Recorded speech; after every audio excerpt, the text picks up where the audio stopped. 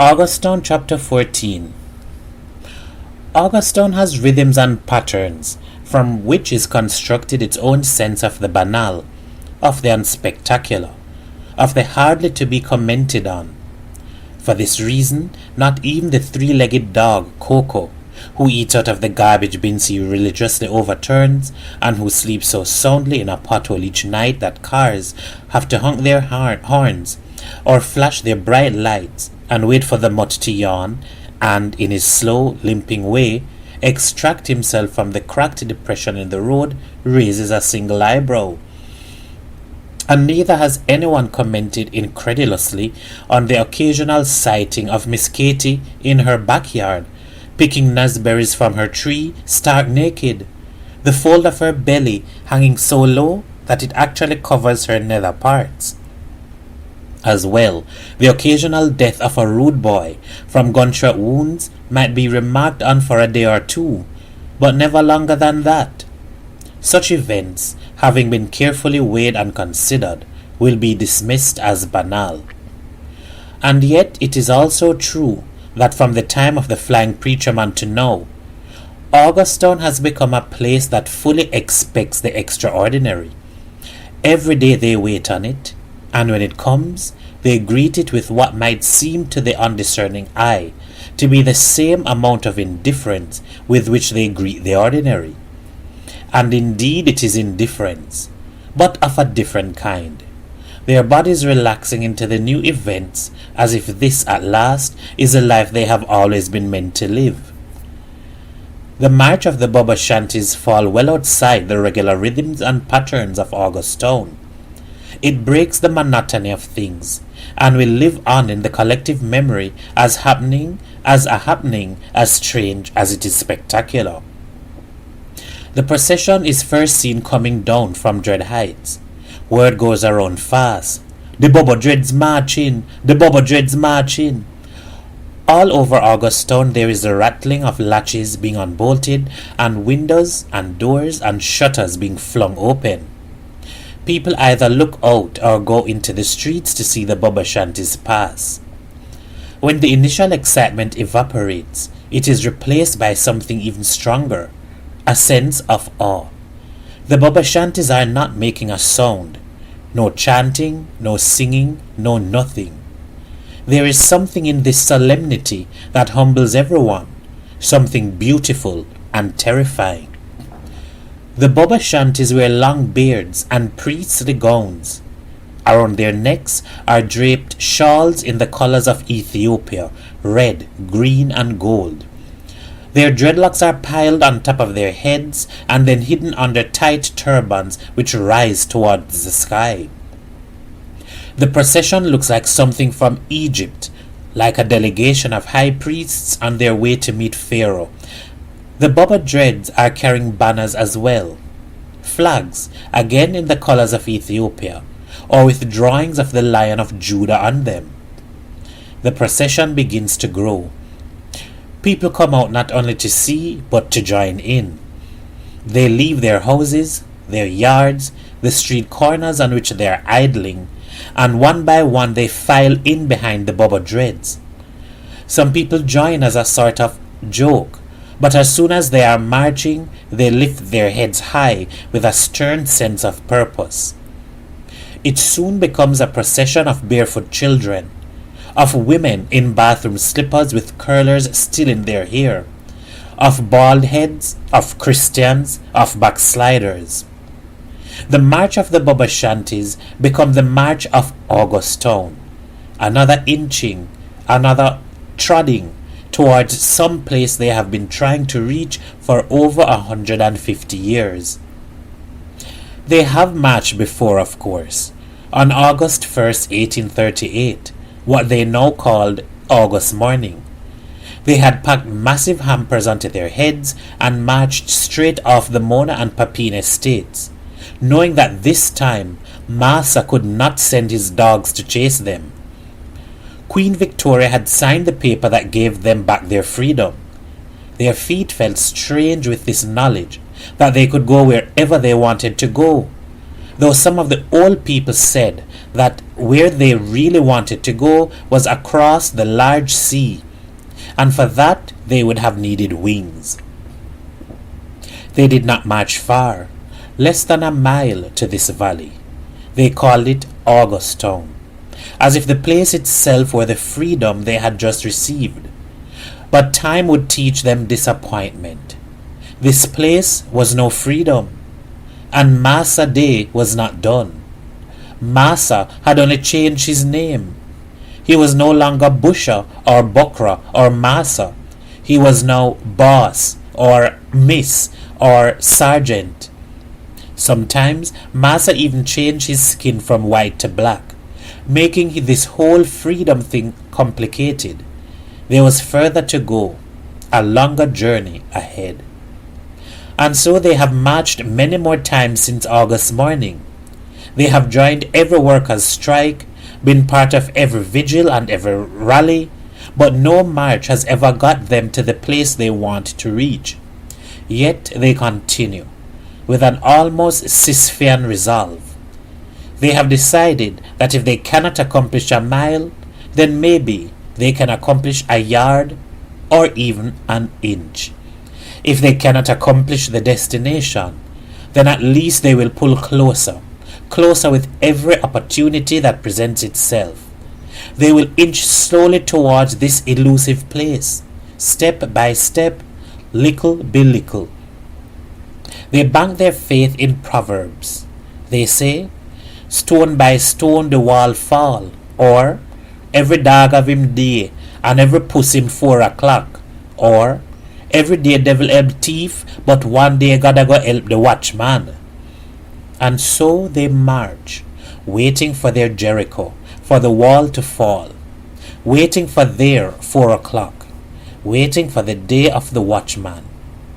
And when Augustown sees the Baba Shanties, they cannot resist the solemnity of it all, those flags unfurling, the lions of Judah rippling into life, as if at any moment, if the breeze were just strong enough, they might just throw their heads back, leap off of the fabric, and roar.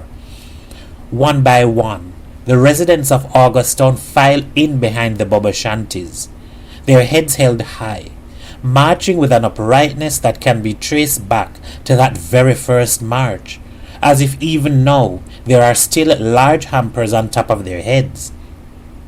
They walk from August Road up to July Street, then across to Patterson Road, then John Golding Road. With every step the crowd grows larger. A sharp left onto Silvera Road, then down and then up, then down again. They are going towards a destination as yet unspoken, but of course it is the school. The teaching day now done, the campus all but empty. Rumor has it that the wicked teacher is still there. So the school pulses, a terrible darkness in the middle of Augustown, pulling the marchers towards its awful center. Augustown Primary looks like almost every other primary school on the island, which is to say that despite its blue and pink painted buildings, despite what is supposed to be a sort of pastel innocence, it wears a stern expression. On most days, this sternness gives reassurance to passers-by, Jamaican parents who do not see fit to send their children to places where anything so flippant as fun might be encouraged. Behind the chain-link fence is not a prison exactly, but a pleasingly close relation. Today, the lack of swings and sandpits and jungle gyms serves another function, however. Not to give assurance to would-be parents, but to lend gravitas to the crowd that will soon gather before it. Augustown Primary has become the site of Babylon. This is not the most organized march in the history of Augustown. The crowd has not made placards, and there is no news camera for them to perform to. Someone picks up a stone and throws it at the closed gate. It bounces off the chain link fence, but causes a clanging sound. "Where the teacher man there?" someone shouts. "Where him is? We want justice." Justice! Someone else shouts. A fuckery thing them a do to the little youth. Send him out here. Send out the teacher, man. Bongo Moody seems to have a greater sense of purpose. He positions himself directly in front of the school gate and pulls his djembe drum out of its bag. His hands begin to fall lightly on the goat-skinned instrument, and he pulls the crowd into the hollow of its sound. He has a fine singing voice, and he makes it ring out over the schoolyard. Hear the words of the Rasta man say, Babylon your throne gone down, Babylon your throne gone down. The air feels like death. The sun dips behind a cloud, and a coolness that could be rain, but that isn't rain, sweeps over the landscape. Bongo Moody plays and the crowd sings behind him. In classroom 2B, Mr. St. Joseph's, still at his desk, listens. Tears begin to stream down his face. He has never been an emotional man, but he knows that this is about him. It is about the terrible thing he has done. He realizes now that it was not the principal he should have prepared himself for. It is this. He has called the Rastas down on him, this tribe of hooligans. He feels every clap of the drum in his bones, each one like a prophecy of his doom. On the veranda, Ma Taffy is also listening. She begins to tremble. Kaya runs out into the road, looking to his left and his right. If he had thought to ask his grandmother, she would have told him where the sound was coming from. The school. It is coming from the school. But Kaya is also interested in something else. Grandma, he calls to her. Is the same song you was just telling me about, don't it? Is the same song? He turns back only to realize that Ma Taffy's trembling has taken her all the way down to the floor. She too has fresh tears running down her face. Ma Taffy thinks, the jackfruit is falling. The rats them raining from the roof. The autoclaps start fi true. Whatever going to happen, it happening now. And they hear it. Another voice right along the drum beat, but even louder. This new voice is coming from somewhere else. Somewhere at once closer and much further away. From a house close by, but also from the past. It is a beautiful soprano, almost bird-like, but it swells. Fly away home to Zion, fly away home. One bright morning, when man work is over, man will fly away home. Chapter 15. If Auguston has rhythms and patterns, so too does a woman whose job it is each evening to sweep and mop out the classrooms at Auguston Primary, and then arrange the chairs and desks in a neat way. She is not a woman entirely in her right mind. At best, you might say she is a functioning schizophrenic, and that employment as ancillary staff at the school suits her disposition perfectly. There is something about the monotony of sweeping and mopping that lends a stable rhythm to her being. Something about the ordering of desks and chairs that seems to order her mind, if only just a little. And because the school is practically empty while she works, she does not have to strain to silence the voices in her head. She can give them free rein. And nor does she have to resist the urge to talk back to them, as she cleans the classrooms, an oily red bandana tied around her head. She carries on animated conversations with her long-dead mother and father, with her brothers and sisters, with her dog, with aliens, and sometimes with CIA agents, with Bob Marley, Patti LaBelle, or with the Prime Minister. On this day of the autoclaps, the cleaning lady has been scolding her dog Jack Sprat, who 30 years earlier had found and eaten the salt mackerel her mother had put up carefully. Her adult mind has all made the long ago incident suddenly current, and as she goes from classroom to classroom, her eyes glued to the dirty floor while she sweeps and mops, the cleaning lady thoroughly lambasts the worthless mongrel. So what? You think you is somebody? You think you can just eat off people mackerel like say you is a big person? Listen to me now, dog. Don't make a kill you in here today. What you think this is? And don't grin off your face at me neither. You think this is joke I'm making, eh? When she enters classroom 2B, the shouting and the drumming and the singing have only just started outside the gate. It annoys her, for this is not the rhythm that she works to. She tries to block it out. She focuses on her dog and on her broom and on the floor she has to clean. So at first she does not notice Mr. St. Joseph's still sitting by his desk. She sweeps the floor while reprimanding the phantom dog. It is only when her broom reaches what seems to be a long black cotton snake that she pauses. She looks carefully at the thing, at the wisps of hair spiraling out from it. It is a dreadlock. She has never seen one detached from a head, and there are more beside it. It is only now that she looks up and sees Mr. St. Joseph sitting there like some kind of zombie, the only sign of life being tears running down his broad face. The woman is so frightened she almost screams.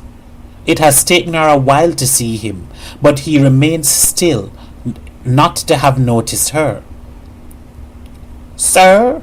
she tries. He does not respond. "Hello?"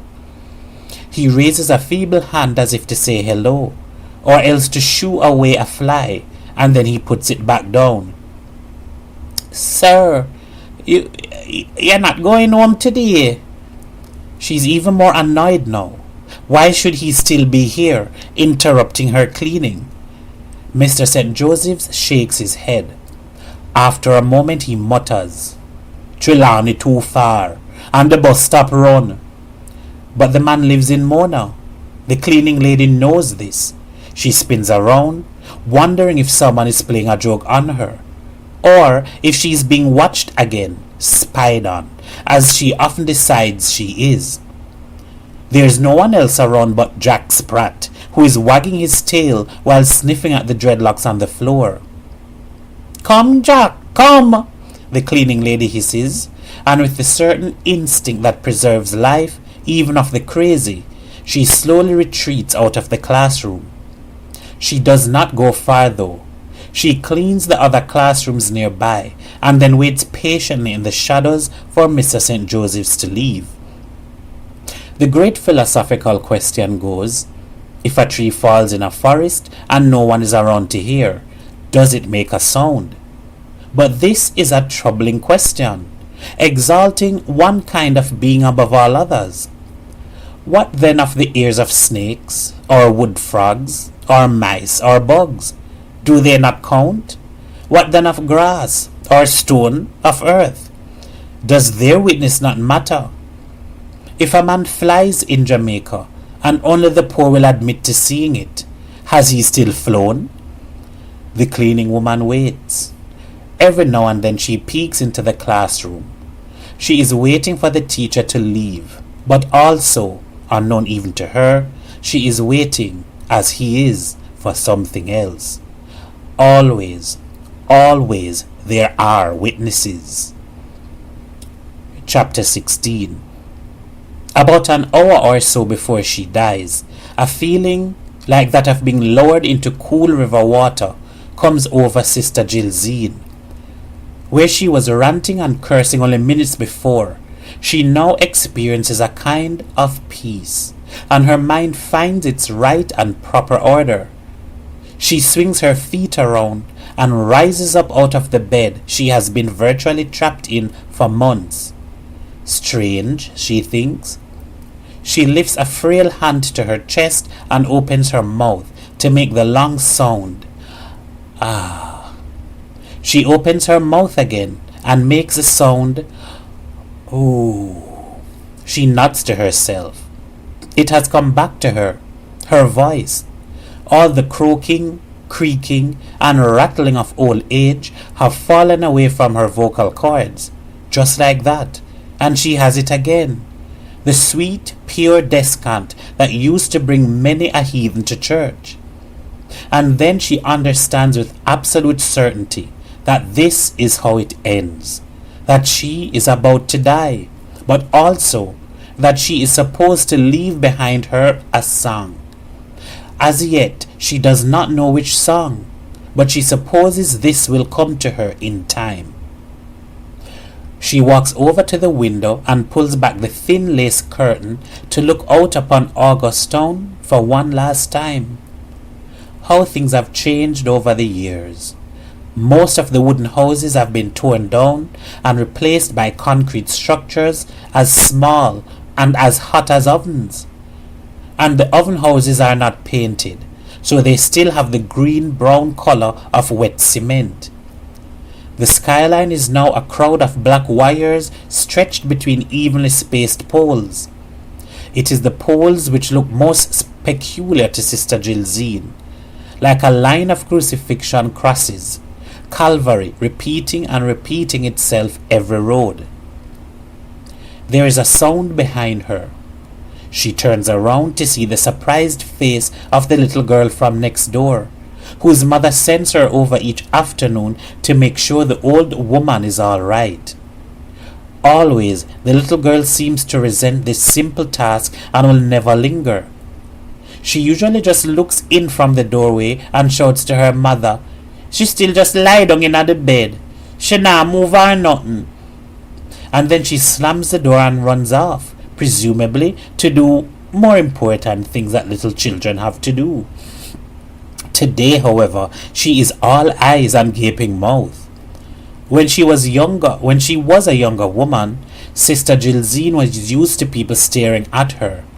Her features were striking, from the deep black of her skin to her high forehead to her eyes, which were neither wide nor squinty, but which seemed rectangular like a goat's.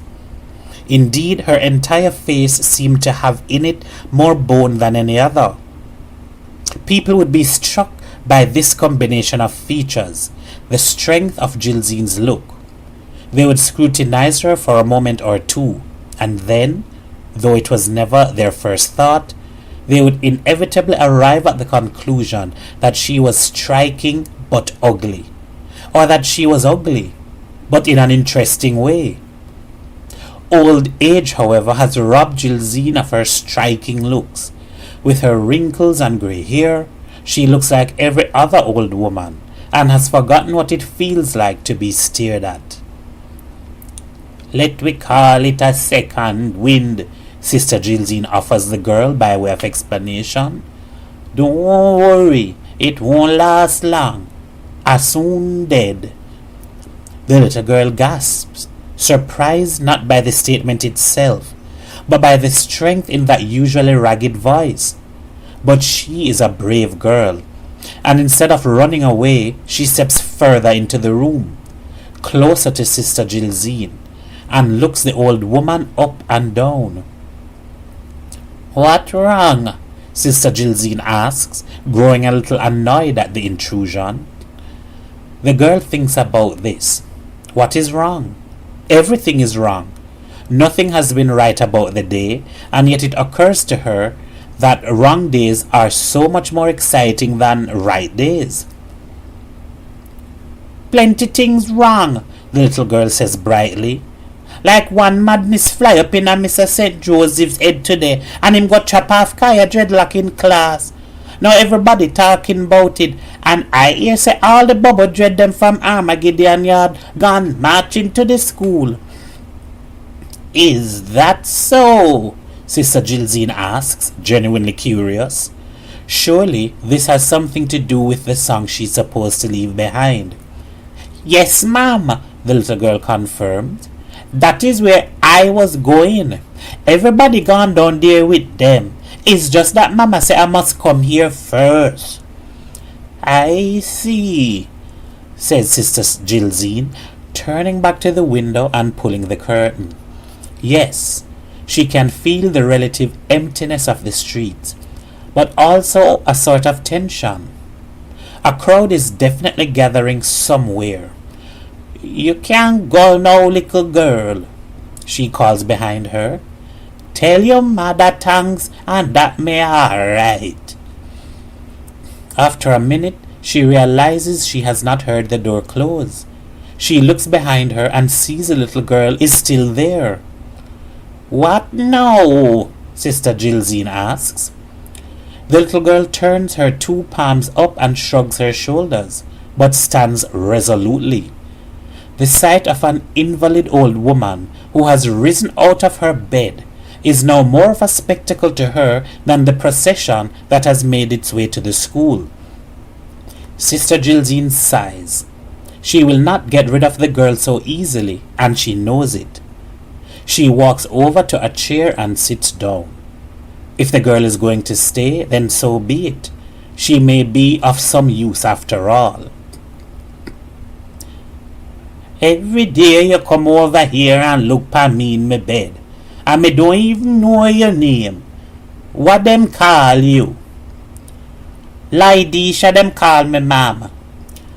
"Lydisha?" the old woman repeats and laughs a little. "Them getting creative with these names."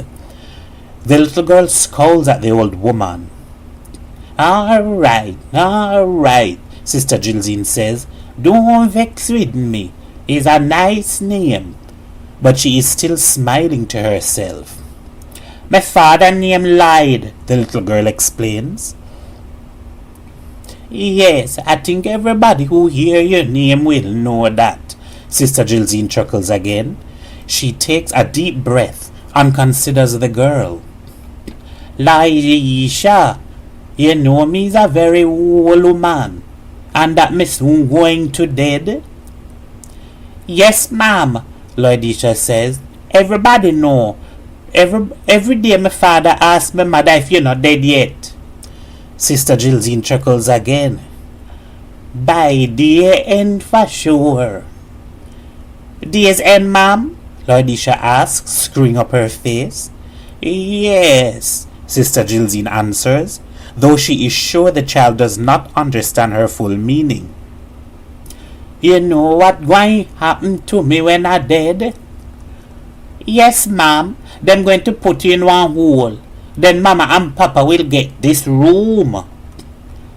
"I suppose so, yes. But it won't just be me alone down there in that hole." "Why? Somebody else going to dead?" Years later, Lydisha will wonder if she really had asked this question, and she will shiver when she thinks of how prophetic it turned out to be. Sister Jilzine, however, is not gifted in such a way. She cannot see the future beyond her own death, so she answers, "No, nobody else going to dead. But you best believe that other things going be down there in that hole. Some things that should be there like worm, and other things that shouldn't be there, like old time stories, like history." "History?" Lydisha asks, her voice full of disbelief. Sister Jilzine nods. "Of course. Every time a person dead, a part of history go on dead with them too. Well, unless..." Lydisha wrings her hands and skips from foot to foot, waiting on the old woman to finish the sentence. "Unless what?" she almost shouts. Sister Jilzine fixes her eyes on the girl, and then she lifts her chin slowly, as if to measure the girl's adequacy. Lydisha understands that she is being assessed, and she stands up straight with her hands at her sides, hoping to be found worthy. At last, Sister Jilzine nods. Her inspection is complete. "You want to hear a story?"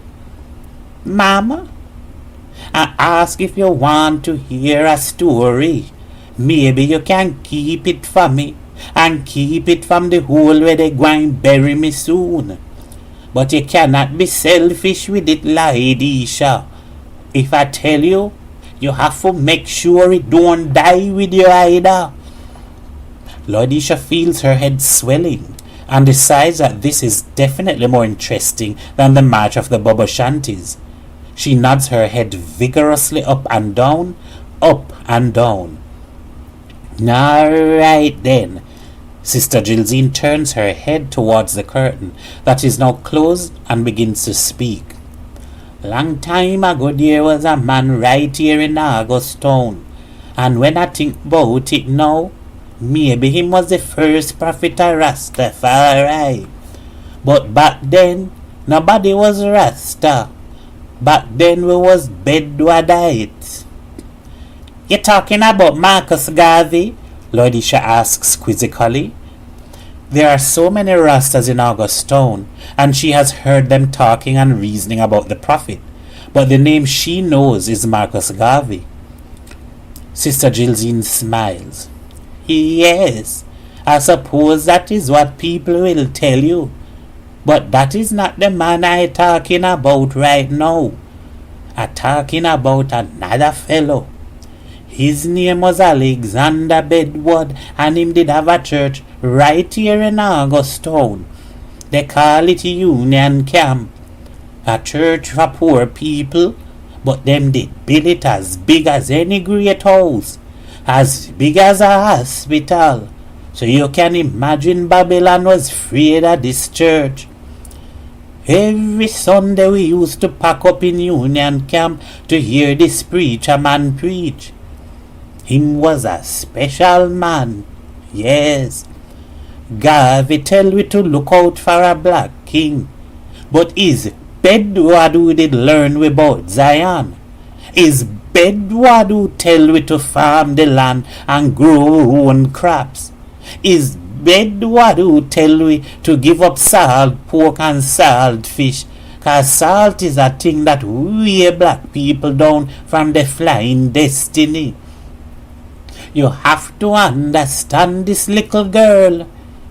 This man I'm telling you about is almost like he did have wings. Oh yes, my dear. This preacher man could fly. The old woman tells her story, and the little girl Laodicea listens. Then, when she is finished, Sister Gilzine gets up and goes over to the window and parts the curtains again. As she does this, the clear sound of a drum beat comes to her. It is playing somewhere in the distance, but it is a song she already knows.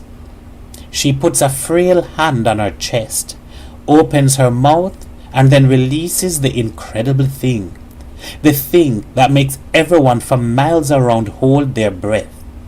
The beautiful descant that makes the crowd at the school spin to their left and to their right. The song that makes Matafi sprawl out weeping on her veranda. The thing that makes Miss G and Mrs. G strain their eyes from Beverly Hills towards Augustown. Afterwards, everything is quiet.